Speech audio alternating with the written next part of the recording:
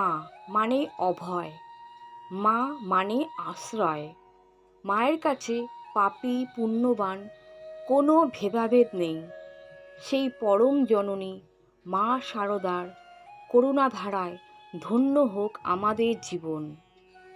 স্বামী শারদেশানন্দ মহারাজের স্মৃতিচরণ থেকে নেওয়া এই অংশটি আজ পাঠ করব।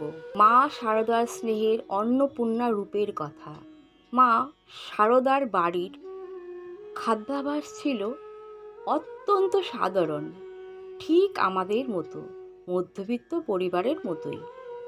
সকালের জলখাবারে থাকতো মুড়ি আর দুপুরে মাঝারি চালের সাদা ভাত, সাথে থাকতো বিউলির অর্থাৎ কলাইয়ের ডাল, পোস্ত, কোনো একটা ঝাল তরকারি আর একটু টক। মাঝে মধ্যে শাক ডালনা বা কোনো ভাজা পদও যোগ হতো।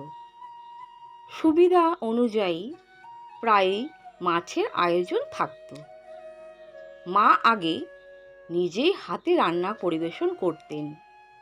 পরবর্তীকালে শরীর সায় না দিলেও তিনি নিজে উপস্থিত থেকে সব কিছু তদারকি করতেন।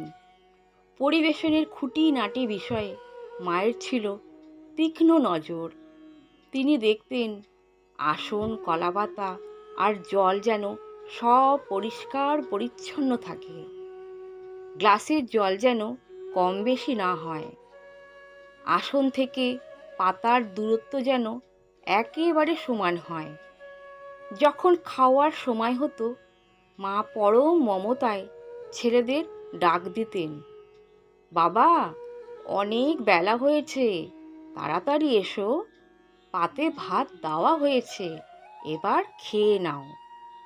ছেলেরা নিজেদের কাজ শেষ করে আসতে একটু দেরি করলে মা অস্থির হয়ে উঠতেন। পরম যত্নে আঁচল দিয়ে পাতে মাছি তাড়াতেন আর অপেক্ষা করতেন। ছেলেরা যাতে বসলে মায়ের চোখে মুখে এক স্বর্গীয় তৃপ্তি ফুটে উঠত। খাওয়ার সময় তিনি পাশে বসে থাকতেন এবং পরম আদরে খোঁজ নিতেন, কেমন হয়েছে রে খেতে, কার পাতে ভাত কম, কার ডাল লাগবে, কার কোন খাবারে বেশি রুচি, মা সব বুঝতেন।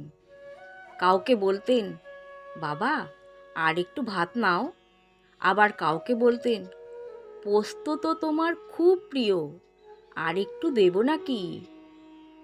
পরিবেশনকারীকে নিজে থেকে বলে দিতেন কার পাতে কি কম পড়েছে। কেউ যদি সেদিন কম খেত, মা চিন্তিত হয়ে পড়তেন। আদর করে বলতেন, আজ তুমি কম খেলে কেন বাবা, যা ভালো লাগে চেয়ে নাও। সবাই একরকম খেতে পারে না, কেউ বেশি খায়, কেউ বা কম, কিন্তু মায়ের কাছে কোনো ভেদাভেদ ছিল না। সবার জন্যই উপচে পড়ত তার সেই চিরন্তন এবং সমান ভালোবাসা। জয় মা। আজ তবে এখানেই রাখছি। নমস্কার।